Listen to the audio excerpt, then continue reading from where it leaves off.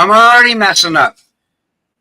I ain't got no co-hosts tonight because Stan's just busting his butt out there, doing that new job, and he needs a break. Rest well, my brother. Love you. And Justin's going to do his normal thing. He might not be here, but we got Living Better Quail on episode 71. How you doing, dude? Good. It's a little bit late for me, but we're good. Well, I used to do this a little bit earlier, but there's so many people doing it. Like I moved it back to this time just to kind of not interfere with anyone else as much as possible. But right. It happens. It's getting more popular and more podcasters are coming along. So let's see who we got out there in the chat.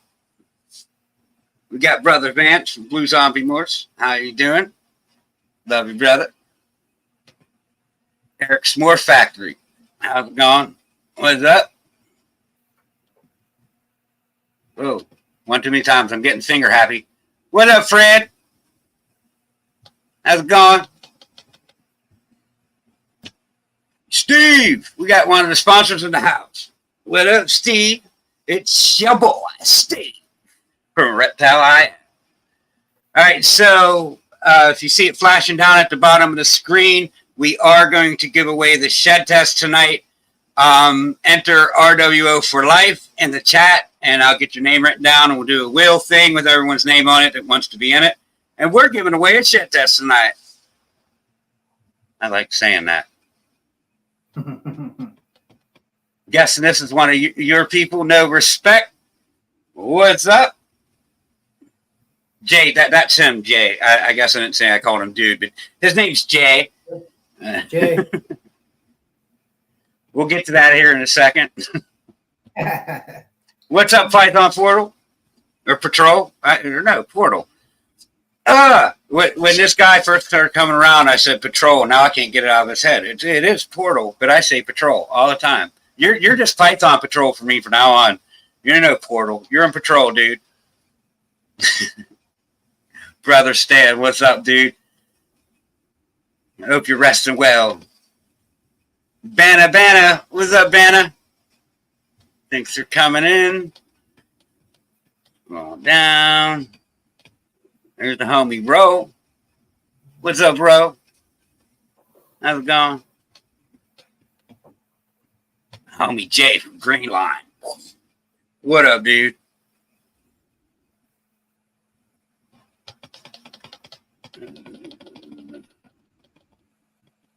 There's Elias. Cousin Elias. What's up, cuz? Thanks for coming in.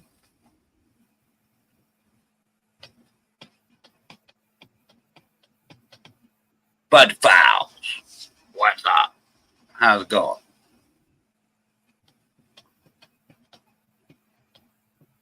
I think we're caught up with the chat. There's F&A. F&A, Fred and AG in there. How's it going?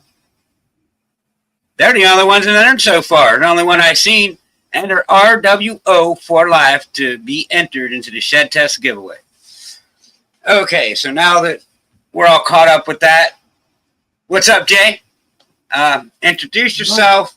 Let people know what you do, where they could find you. Give them the whole spiel elevator pitch about who you are and what you do. Now we're Living Better Quail. We raise quail for reptiles, but we're a little bit more than that. We like to help people out and solve problems if we can help them and figure things out, Got into this a while back. We homestead a little bit and put a big garden in, and that's what kind of led us into the quail world, But, yeah, we do all the shows in Pittsburgh, and we do some in West Virginia, Ohio. We're branching out. We're getting out there. But a little bit of everything, How long you been doing this? So raising quail, we've probably been raising quail for 2 years. We've been doing shows over a year and a half. And it keeps getting bigger, and we love it. Right. We just keep growing, All right. I'm going through entering in names. Like what is the process of even breeding quail like? Like, I mean, it's a little different from what we do in the reptile world. Like, like how big is how like a colony, a flock? Would you call it a flock or a colony? Like, how do you start a colony of quail? Well, it's kind of like rat breeding in a way, I guess. But we have probably 3,000 birds, all raised in, wire cages to keep them clean as possible. All egg rollouts so that, eggs ain't in places where they don't need to be or you forget about getting them. We probably do, I don't know, this point, probably well over 100, 150 dozen eggs a week, easy. Wow. Incubate, I probably hatch out anywhere from 100 to 500, maybe even more peeps a week. And then the process just keeps going, The egg goes in the incubator 18 days. After 18 days, it hatches out. 18 days? Wow, that's pretty quick. Yeah, it is. It's very quick, yes. 6 to 8 weeks, they're already breeding and laying eggs, and the process is starting all over. Wow. But yeah, it's a nonstop thing. We try to hatch out eggs weekly. We try to put eggs in the incubator weekly, to keep up with everything and to keep different sizes on hand at all times. I don't mean to interrupt you, but we're over 20, so everyone else knows what's coming.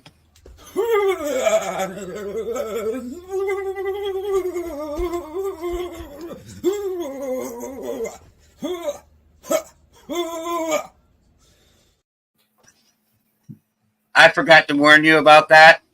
When we hit 20 in chat, I do the truffle shuffle, and I used to get up and do it live, but that just got kind of dangerous, I'd say, because for the next 10 minutes, I'm like, yeah, out of breath, talking like this. But then I knock stuff over, too. I mean, I get a little crazy with it, so I decided to do it in front of a camera and do a video, make it much easier for everyone. They do... Got 5 people in the drawing so far. You're going to make it that easy on them. RWO for life, get you in. We're only going to run it like 5 more minutes. I'm not going to do it long. You went in, RWO for life. So, like, how far are you going to go with this? Like, in 10 years, where would you be? Where do you picture yourself with Living Better Quail? I like doing it. My wife works from home. She's a nurse that she works from home. Right. And I'd like to be here every day with her. We get along great. We're grandparents as of 2 years ago, so that's awesome. Hi, Mitzi. And I went ahead and I'm actually going to do this full time here in about 5 weeks. I'm quitting my job that I'm currently at. Nice. And, I'll be doing this full time. Hopefully, if we get everybody to help us out. But yeah, it's I look for it to grow. Hopefully that's a nice little family business. My son can get involved and it supports his family and our family. And I mean, ain't that the American dream? Starting a little business and supporting your family, right? Yeah, right. I mean, that's what some of us want anyways. I don't know about all of us, but yeah, I mean, some of us. My daughter kind of got me into this. She looked at me and said she wanted to do this. I watched the videos and I fell in love with snakes. Like, I never pictured myself doing snakes at all. And the next thing you know, now I got 40 of them. Right. Yep. Yeah. Hey, if you want to get in on the drawing, RWO for life, get you in on the shed test. Sorry, didn't mean to interrupt. Good. We got into this. Good. We got into this like 2 years ago. Well, like I said, we homestead. I put a big garden in. We probably, can somewhere around 1,000 quarts a year. Try to live as healthy as possible. My wife was sick. She had some problems and on antibiotics and all of that crap for, just nonstop over the years. And I finally got tired and the doctors, just kept putting her on these antibiotics. And I said, enough's What's enough. up, Tommy? I come home, throwed out all the food. We started with vegetables and seeing what the problem was, you know, and we figured out Right. that, you know, meats were causing her problems, and we figured out that eggs were a big part of her problem. Anything made with eggs or anything that had eggs in it, milk was a problem. And once we narrowed that down, we realized that it wasn't just eggs, it was eggs with a certain type of protein. Well, quail eggs don't have that type of protein. So most people allergic to eggs aren't allergic to quail eggs. So now, you know, I went out and bought 60 baby peeps quail, and I said, hey, my wife's going to have, you know, cakes and stuff like everybody else, you know. And we started raising quail. You can eat the quail eggs just fine. They don't bother her. And then we realized, you know, doing a little research and homework and studying, and realize that these things are super healthy for you. I mean, they help with seasonal allergies. They help with, you know, your A1Cs. They help with cholesterol. I mean, it's just amazing the things that they do help with. So why not? You know, I get the question all the time, but they're so small. Well, eat 4 or 5, you know. Right. I eat a dozen. I bet you I could too, buddy. I'm right there with you. Yeah. So not only could you sell like the checks to reptile breeders, like you could sell the adult breeders for people who want to basically make their quail eggs, and then you could eat the quail eggs like as well. So you kind of have a business to where you could have stages and sell them at every stage. We have a system here on the homestead. We like zero waste. We're very, very particular about that. Me in particular, I like zero waste. I don't want nothing wasted. And when it comes down to the quail, there's zero waste. You know, all the manure that the birds produce goes into compost piles and goes back into my garden. It's about 200 by 190 foot. So that all goes back into there. The eggs that hatch out, those empty shells, those get ground up into a fine grinding, almost like a powder, and we sell those off for you know, people feeding and dusting, you know, bugs for their insect collections. We take the unhatched eggs that didn't hatch for some reason. You always get a peep that can't make it out of the egg for some reason. We freeze those off, and guys with monitors love to thaw them out and feed them to their monitors. I mean, it's a great source of food for monitors for a little snack here or there, you know. So those don't get wasted. What's up, Don? Old birds, the old birds that are done laying, that, you know, what's up? Finished out their term, those get ground up in the monitor meat. The feathers, the intestines, the beaks, the whole bird gets ground up, and it's just like feeding a whole bird that, you know, is in a grinding. So now you can feed these real small monitors and small, you know, snakes this feed that, you know, normally they wouldn't be able to get until they were much older and be able to fit that whole prey in their mouth. You know what I mean? Right.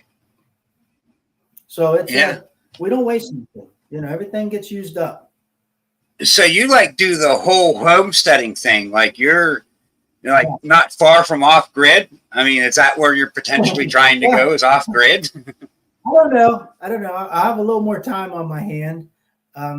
We use a lot of electricity here. I'm betting. It's tough when you use a lot of electricity. I got an incubator in the basement that's 8 foot by 8 foot by about 7.5 foot tall, and you walk into it. We could probably fit about 50,000 to 75,000 eggs in there. Wow. Yeah. I built it to grow, and that's exactly what we're doing. And I'll be honest with you, I'm going to build another one here probably in about 6 to 9 months. Yeah, right. Get it. Stuff. Yep. Just for other stuff.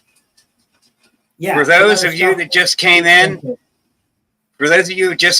type in RWO for life to be entered in on the shed test drawing. We're going to be doing it in here about 5 minutes from now. RWO for life. Yeah, that's pretty cool. I mean, I always like the thought of, like, you know, clean energy, like windmills or solar. You know, like I just don't understand, you know, why we're paying so much for something that they're basically creating, you know, from the cost of a tower, you know, because they build these windmills all around here now, and them things generate some electricity. I think they said I was electrician by trade for many years. That's a whole nother world and a whole nother story. right, yeah, for real. I was talking to one of the guys that install them because, you know, I'm a nosy person. If I see something going up, I want to go out there and check it out. So we was out there by the windmills checking it out one day. I ain't going to say that I didn't climb up on one and go all the way to the top because that would have been illegal, but I did not do that. And luckily I just got down when someone had came and we was already away from it. And we was talking to him about it. And them things, like one windmill will give like 10 houses worth of electricity, just like for one windmill. I mean, and you see them things everywhere. But he's like, these windmills around here, like they're not providing Altoona or down over the hill or State College. These windmills around here are producing power and somehow wired all the way to Manhattan and supplying power to Manhattan. That's what that electrician or that tower guy said. I was kind of amazed with that. Yeah. That's pretty cool. It's pretty messed up. Well, that's a lot of copper wire ran to power, you know, New York. You got them, that bay right there that creates a lot of wind. Why ain't there windmills out there? That'd be my question. I'm sure somebody will answer it someday. Probably not. Probably not. No, in this world, probably not. I think I'm all caught up. Yeah. Wait, oh, there's Tommy entered, Brave entered.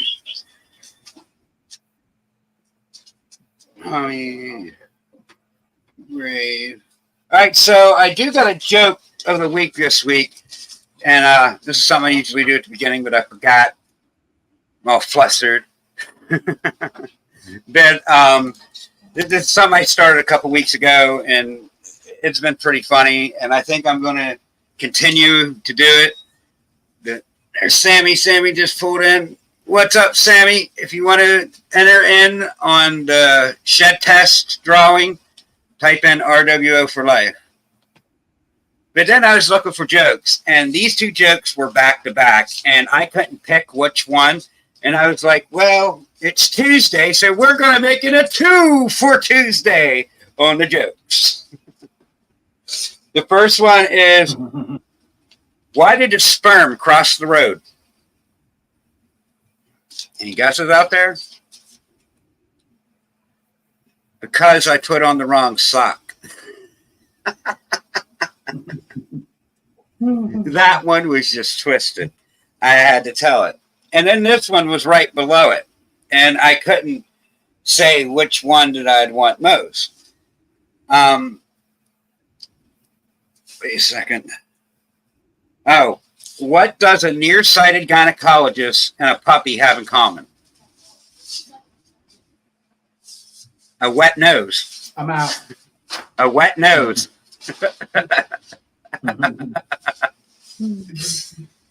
So there's the jokes of the week. And last chance for everyone to get in on the shed test drawing this month, RWO for life. We're going to do it 20 minutes in. We got about 30 seconds. I got J, F&A, Python Portal, Bosa, Stan, No Respect, Mitzi, Upstate, A1 Pets, Tommy, and Brave. If your name was not called, please enter in it again, and we'll get you on the list. We're going to do it real shortly.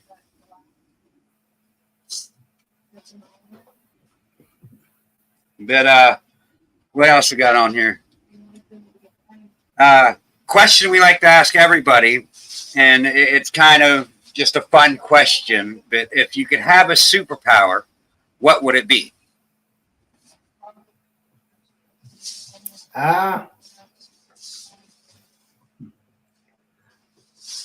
Vance, I got you. I don't know, clue. I got my superpower to make more money.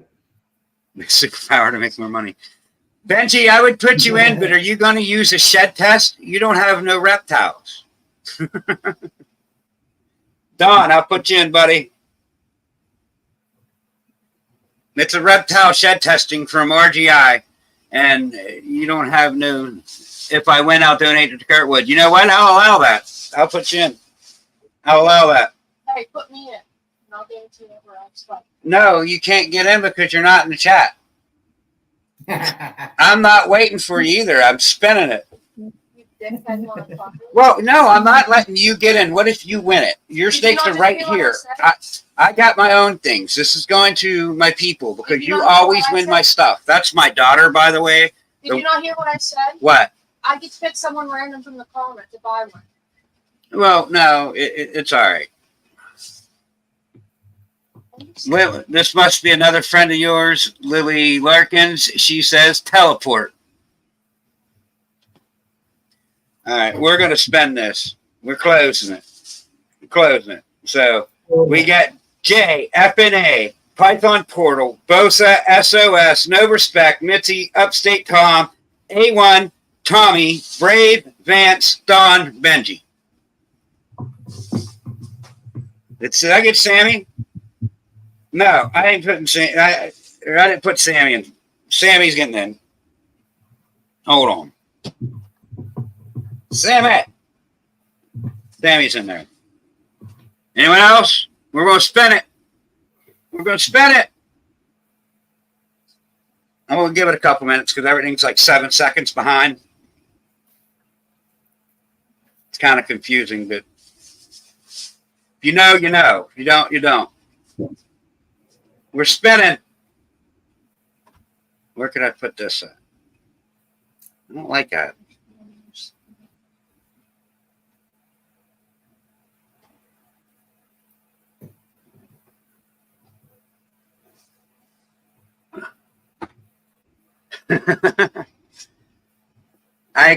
You can't see. Hold on. Stan, you won. I'll show you here in a second. Let me turn my back screen off. My co-host won. Go figure. It's not rigged. It's not rigged at all. I'm sure it's not. Let me change. I'm not even playing. Come on, focus in. That says SOS. I'll screenshot it. I don't know. I wouldn't cheat you guys. I want everyone to win because you're all my friend. You're all my family. But Stan, you got the free shed tests from RGI. It says right here. I don't know why I can't get that to focus in. But yeah. Stan, you won.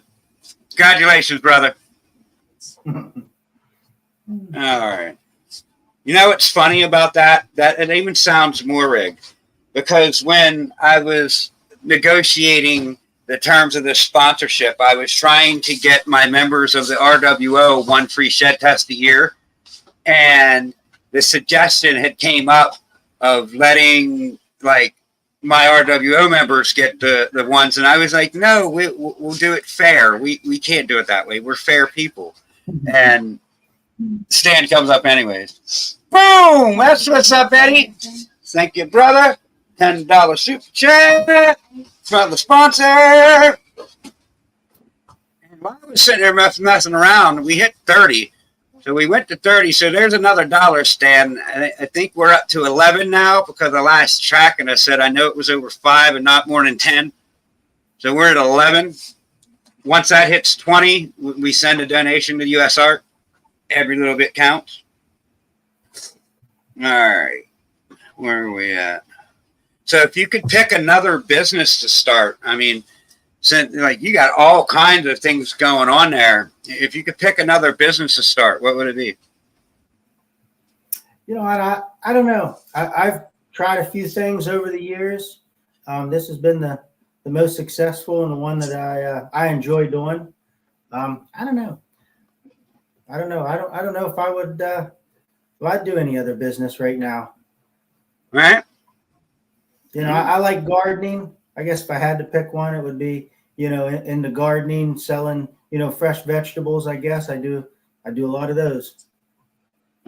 Yeah, start just like a little roadside stand, sell vegetables. I mean, that could bring in. Yeah. All right, so this next question kind of went in with that, but I mean, how you answered it, don't. You won $100 million on the Powerball. Where are you putting that? What are you doing with $100 million? What are you investing in? What are you investing in? I would have to get a hold of an investor and see what my options are and weigh it out, and you know, before I spend a dime of it. Yeah, I guess $100 million.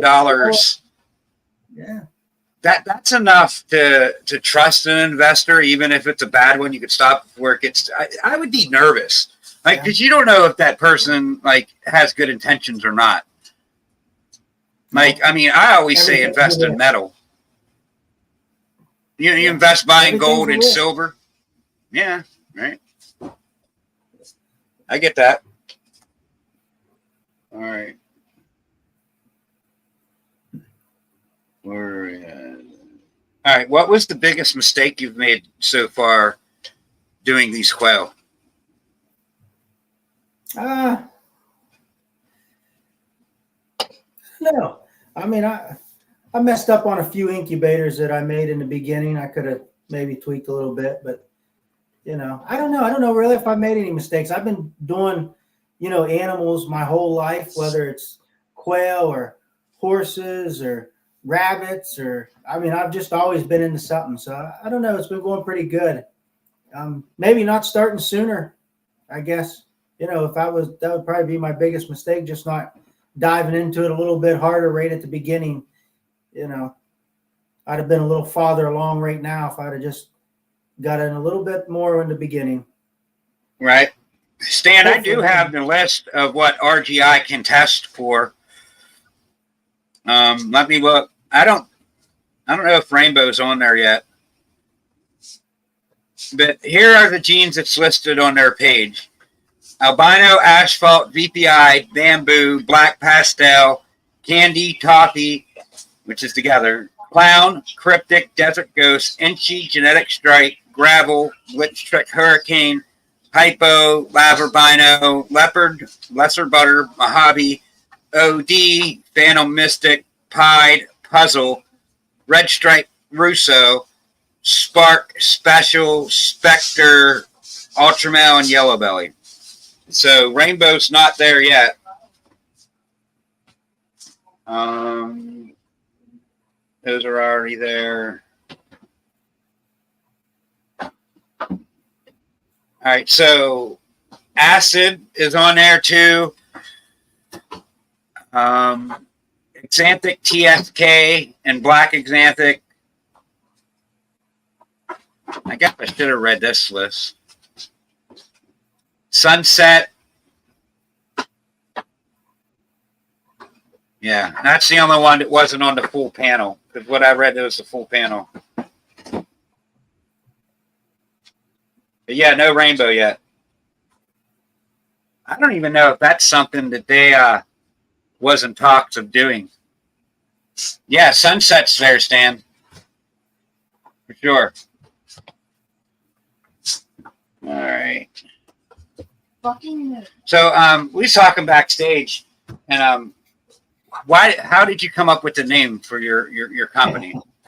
I kind of like the answer that you gave on this. So the wife didn't really like that name at first, but I loved it. It was just something that, you know, we want to help people out. We want to, you know, we want to live a little better. You know, if I can help you guys live a little better and making your snakes healthier and grow a little quicker, and, you know, getting your young snakes up to size so you can get them out the door a little quicker, and you can do it for, you know, a better price, or, you know, and everything works. We're all living a little better. You know what I mean? We just want to live a little better, you know?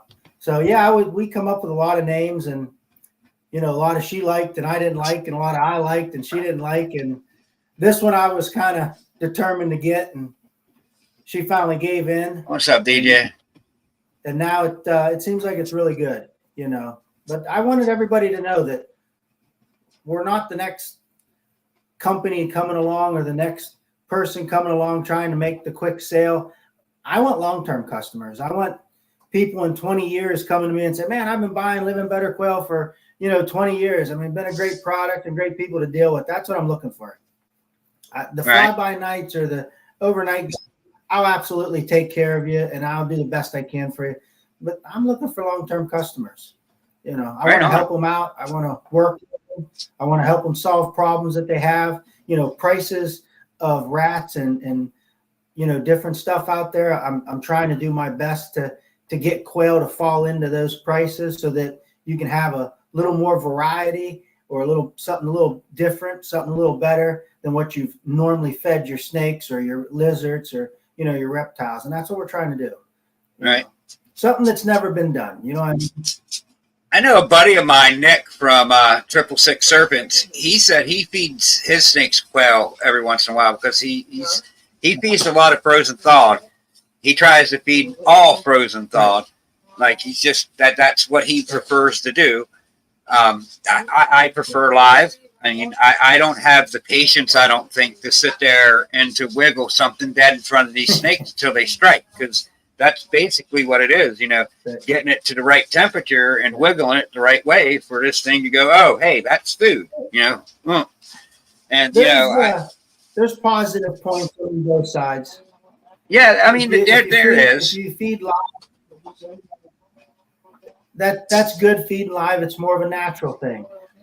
If you feed a live rat and you walk away, you may have a half-eaten snake when you come back. You feed a quail live and you walk away and you come back the next day, everybody's going to be fine if nobody eats. Yeah. But I'm not disagreeing with feeding frozen thawed, because you can take care of a lot of parasites if there was any there. So, yeah, I mean, if you want to be a little safer, you don't know the next guy, you know what I mean? So, yeah, I can see both points. I feed all my snakes and my lizards live the best I can. I raise them. They eat live. I always got the right size on hand. I'm going to start switching some of my more aggressive snakes that I know that'll just take something that waves in front of him to frozen thawed, and I'm getting it off the same guy. That's one reason why in the beginning that I didn't like the frozen thawed, because I ordered them from a place that sends them in dry ice.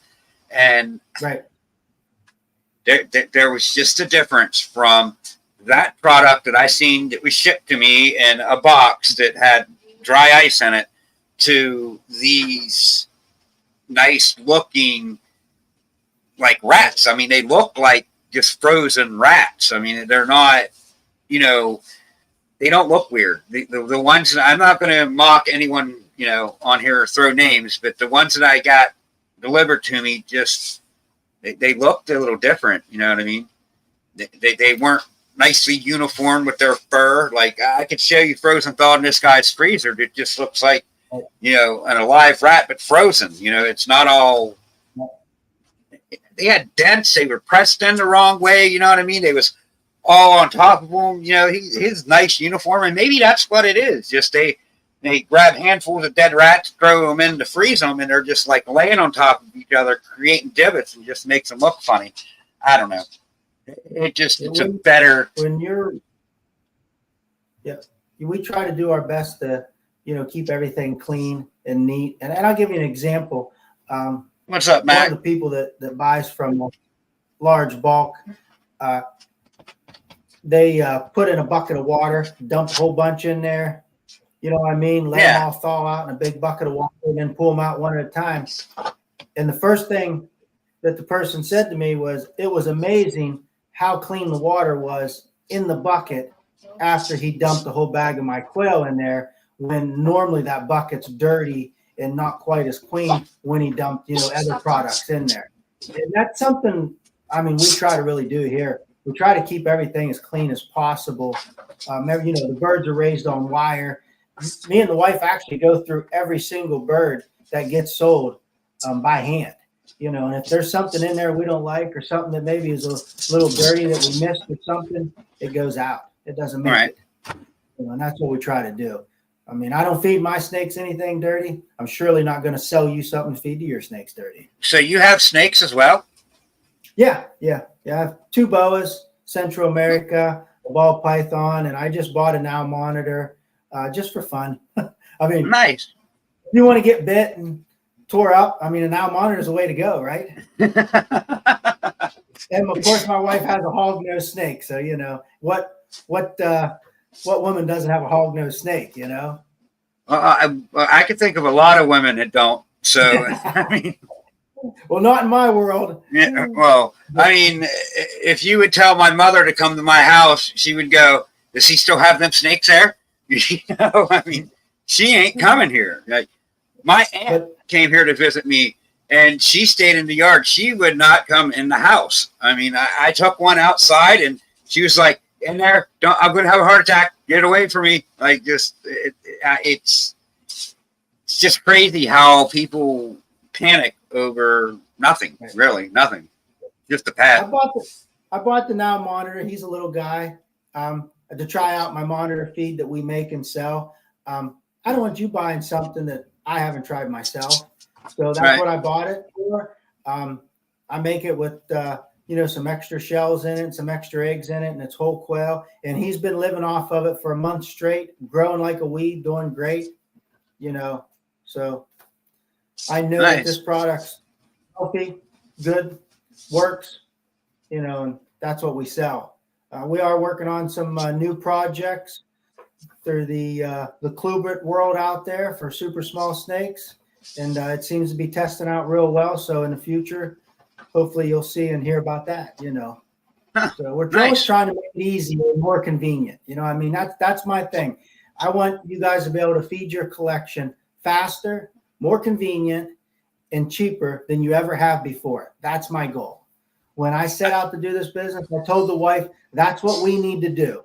We need to figure out a way more convenient, a little bit cheaper, healthier, and faster for these guys feeding snakes and reptiles and monitors, what all not. And that's my goal. That's what when I work this business, that's always my goal. My bottom line is that's what I strive for, So, you probably sold to quite a few reptile breeders. I mean, I imagine, but what all different species or animals do you know of that you have provided food for? So I don't think with the new product coming out, I don't think there's a size of snake out there we can't feed from a large quail down. We are getting into rabbits. I have selected a very expensive type of rabbit. They're called continental giants. They get sometimes 36 inches to 40 inches long, weighing between 18 to all the way up to about 34 pounds. But the reason we selected those is because they put on bone mass and put a big skeleton on before they start putting a lot of weight on, which reptiles is what they need. They need that calcium. So the rabbits will pick up where the quails leave off, and there won't be a snake out there that we can't feed in the future. So we feed all the snakes. There's monitors. We make a special feed for monitors. Plus you feed whole prey to monitors. You know what I mean?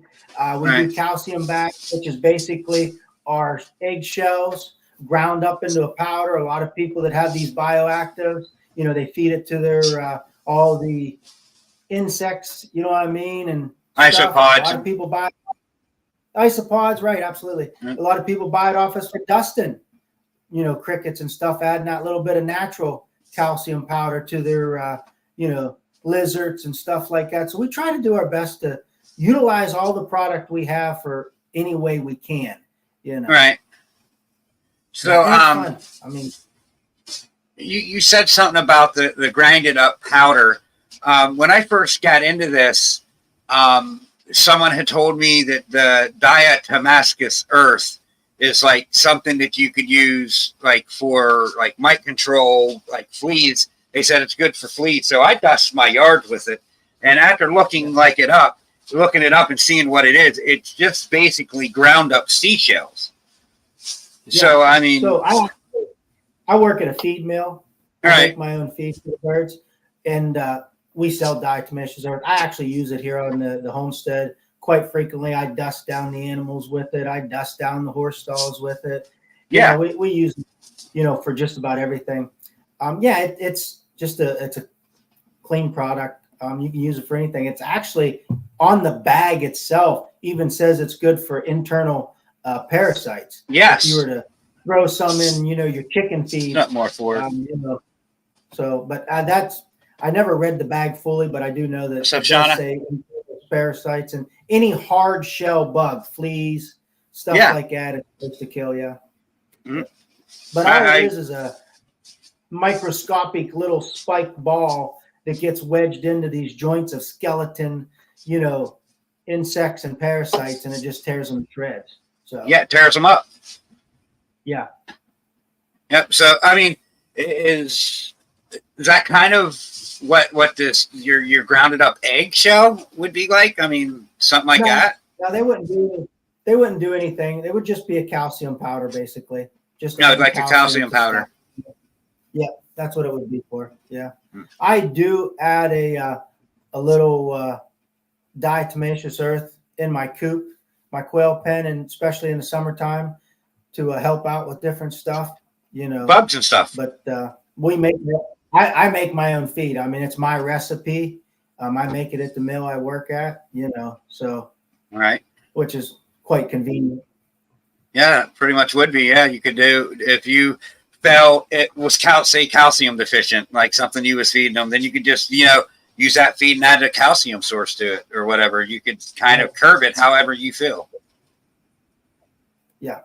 Yep. We try to do our research as best that we have access to know what to put in feeds, and I try to keep it as natural as we can. There's no preservatives. There's no extra crap in there. You don't need that stuff. It doesn't do anything any good. So we hit 31 earlier, Vance. When I make feed for my quail, it's as close as to a natural, good product as I possibly can get in the United States. And that's where it is there. You can't get perfect in the United States, but you can get close. How true is that? Let me go back up. We butcher these birds. My mom and dad eat these quail. My son eat these quail. Me and the wife have eaten them before we stopped eating meat with her diet that she's on. Right. So, people's eating these birds. It's not just for reptiles. The way we raise them for human consumption is the same way we raise them for your snakes and reptiles to eat. It's no different. It's in a clean facility, and everything it's good enough for us is good enough for your reptiles. Right, exactly. Bosa, the overachiever he is, shout out to him. He is the man. Found you on Instagram, and there is the link to your guys' Instagram. So if anyone would like to follow these guys, please go over to Instagram, hit that link, and give him a follow. You can check him out and see his quail and whatever he has posted on there.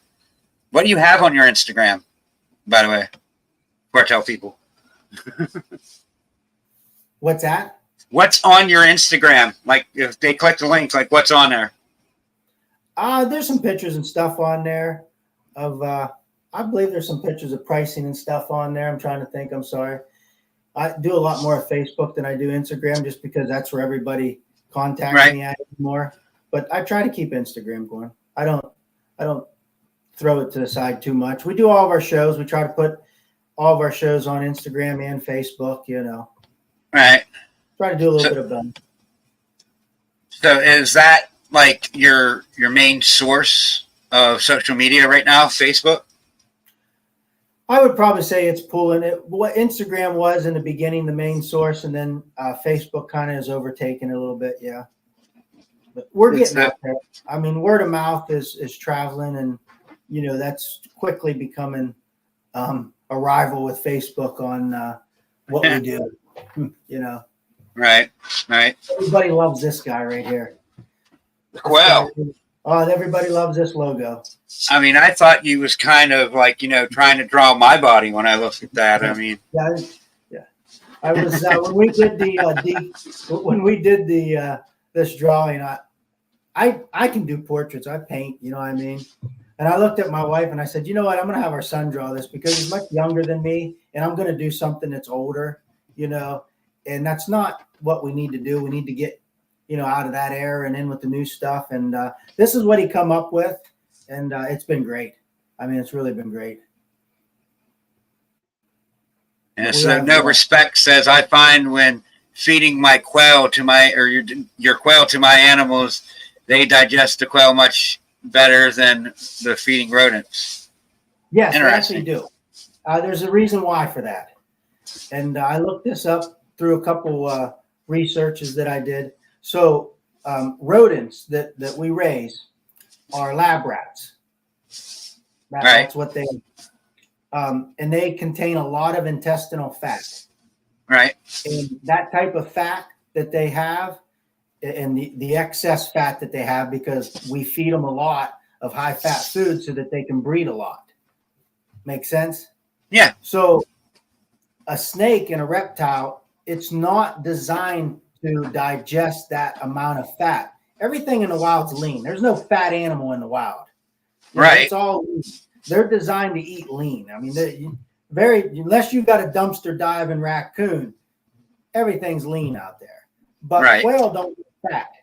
They're very lean. Actually, one of my snakes that I have, and I kind of power fed her for the first year and a half of her life on quail, just to see if I could get her fat on quail.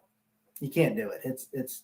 I mean, I'm sure you could with the right snake, but I mean, she's as lean can get, full of muscle, no wrinkles in the tail, and I power fed her for a year and a half, and I backed off like this isn't going nowhere. So why? But yeah, when you feed your snakes quail, they seem to digest it faster, and they're moving around quicker because they actually did. They're not waiting on all that excess fat that they're not supposed to be digested. It's moved through their system. They're ready to go. Huh. Interesting. Yeah. You see, I was always told. Good. I was always told that, like, the fat is what helps our snakes grow, and then the females to produce, the egg follicles, they need the extra fat. So they definitely need fat for producing, eggs and stuff like that. But they don't get that heavy fat in the wild. Yeah, I understand. Do you want this? Yeah. Like, I understand what you're saying about, like, if they're eating animals in the wild, them animals ain't fat. They're not all bulked up and beefed up. Does that make sense? Yeah. But in quail and all animals have fat. They just don't have the amount of fat that it has. And like, people say, like, oh, so I should stop feeding rats and only feed quail. No, actually, I think a variety is the best way. In the wild, they eat a variety. They don't eat one thing.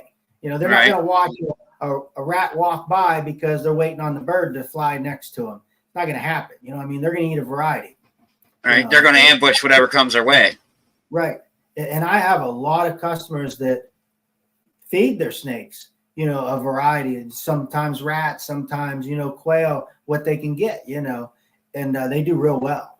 And I think that's why some of the bigger snakes do a little bit better, because we're feeding them rabbits, getting away from the rats. So now they're getting rabbits. They're maybe getting a chicken. They're getting, what I mean?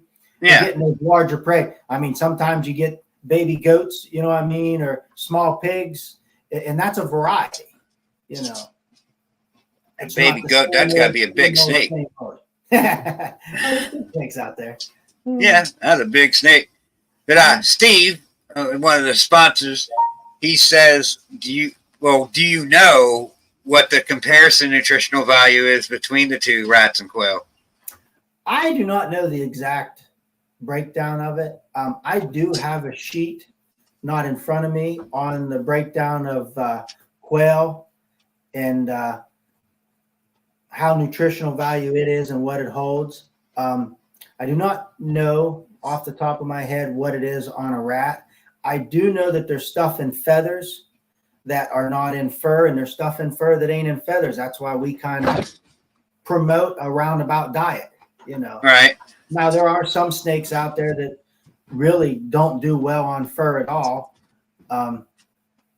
but not saying that they can't gain something from it. I'm not into that too much, you know what I mean? So I always was told that fur, like if you get one of the rats without fur, if you feed that to your snake, you're just going to get runny poop. I mean, that's what I was always told. I never fed those. I never did any research on hairless rats. I mean, like my my rat breeder tried to throw one into my bins one time, and I'm like, "You trying to give my snake the runs? Take that thing back. I don't want no hairless ones." We laughed about it. Never did any research on hairless rats. Did I get through all the questions I had for you? There's a lot of benefits to everything. I mean, it's not, you know, there's always, you can always gain something, you know what I mean, by feeding a roundabout diet. You know, right. Some people, well, I don't want to get my snakes hooked on birds. I don't know if you would get them hooked on anything. I'm sure there's a ball python out there that only eats one thing. I mean, that's a typical ball python, you know. Right. You don't know what they're going to do sometimes. Yeah, Brave, I'll head down there sooner or later. My son's got a boa. It's a trash can. You know, whatever you throw in there, it's eaten. You know, right? But I got a couple ball pythons like that. That'll eat anything you throw in there as long as it's alive. I mean, if it moves and has body temperature, it's eating it. Well, one thing like I like about the quail is if you put that live bird in there, you ain't got to worry about nobody getting eaten except for the bird. Yeah. That's a big factor, you know, if you're feeding live. I do feed live. Like I said, I always have the right size on hand, so it don't matter to me. Right. But I mean, I feed live, and I live by a 10-minute rule. Like, you know, if they don't eat it in 10 minutes, I take it out. But there's a couple times that I've looked in, and that rat was hiding somewhere, and I just didn't see it.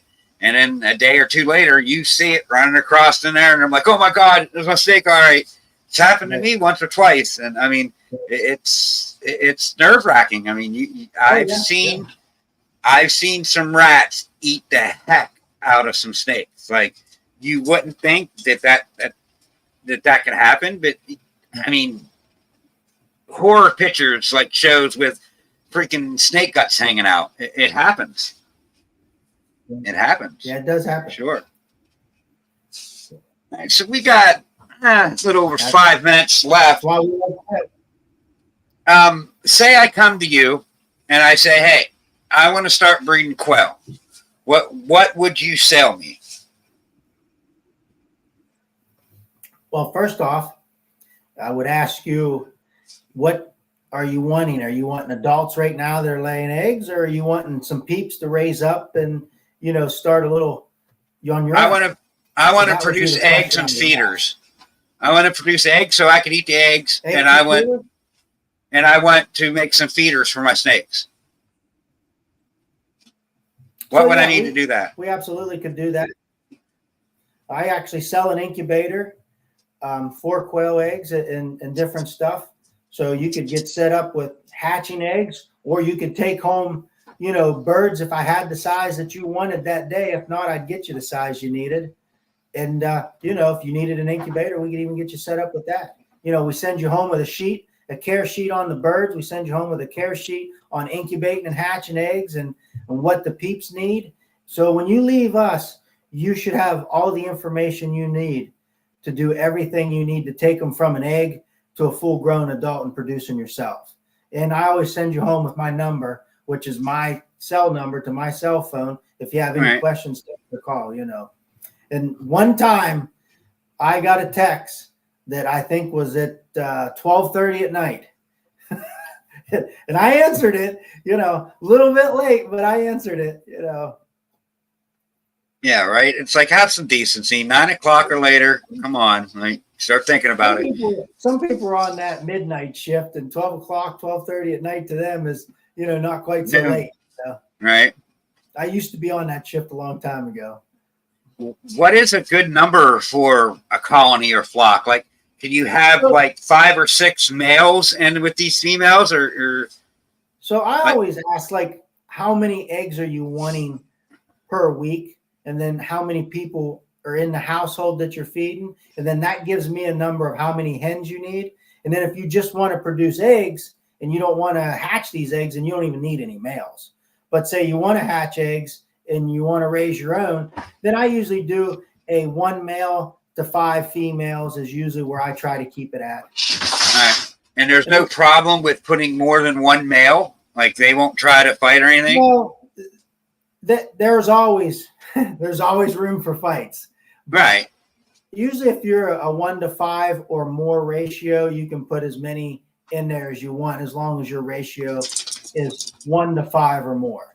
I've seen people go 1 to 4 to try to get a better fertility rate. 1 to 5 seems like it works just for me, and the hens don't get beat up quite as bad as a 1 to 4 ratio. All right. So how much are your layers? What's that? How much are your layers? So adult birds usually run between $6 and $8, That's not bad. depending on, if they're within a week or 2 of laying, or if they're, actually laying. No, we try to keep prices very reasonable.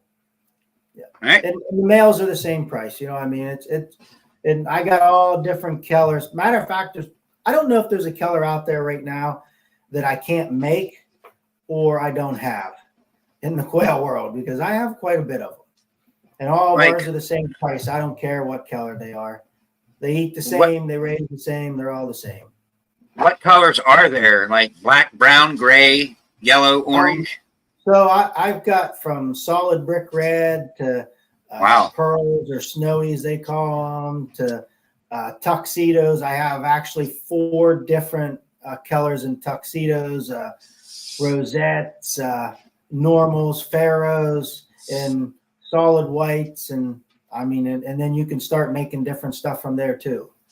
I actually do have black, not a lot of them, and they're the new color of quail out there. I do have a few selected ones of those. I'm not really big on the colors, but people like the colors. Right. They all feed the same in the freezer, but some people buy them to raise, and I try to keep colors for them. We try to please everybody. Yeah, right. You got to have a little bit of variety. Yep. If it was me, I'd raise all brown ones because they look the nicest in the freezer. But people like a variety. Well, if you want something that look nice frozen, get the brown ones. Yeah, I don't know why, but I keep them on wire and they stay clean and they're not, this and that. But white just looks dirty no matter what you do, and it just makes me mad. But it is what it is. Well, we got about a minute left. This is we're going to close down the show. There's your opportunity to tell people where they can find you, where to get a hold of you, and all that. So let them all know. So you can get a hold of us at 740-632-9202. You can send me a text. You can get on Facebook. We're Living Better Quail on Facebook. You can get on Instagram. We're there too. Any questions you have, anything you want to talk about, or you want to get into raising quail, you want to feed your snakes or reptiles, give me a holler. I'll definitely help you out. And if I can't, I'll find somebody that will. I'm really thinking about getting some birds, and quail was somewhere on that list. Of course, chickens run across everyone's mind. You want chickens, but I think quails would be a little bit easier than chickens, for sure. I've raised just about every type of chicken out there, and I can tell you one thing: a quail will outproduce pound for pound in eggs than a chicken, and it'll do it on a third less feed. Wow, check that out. Well, thanks for coming on, Jay. The way it is. Thanks for agreeing to doing this and coming on. I didn't really know how this was going to go, a quail breeder being on a reptile show, but I think we touched some very interesting points, and I mean, I know you got me convinced personally that, that having a variety of quail with the rats could be, a good thing. Definitely. I don't think there's no disadvantage to it. But, yeah, it was an interesting show. Congratulations to Stan. I mean, it can't get any more rigged than that, I tell you. I mean, I promise you it was done fair and square. That's how these things are. Everyone who gives away anything of like it on these things, these whales just know how to make you look like like you rigged it. But we'll see you Thursday on Blue Zombies channel for the RWO show. And until then, we'll see you later. All righty, thank you. See y'all.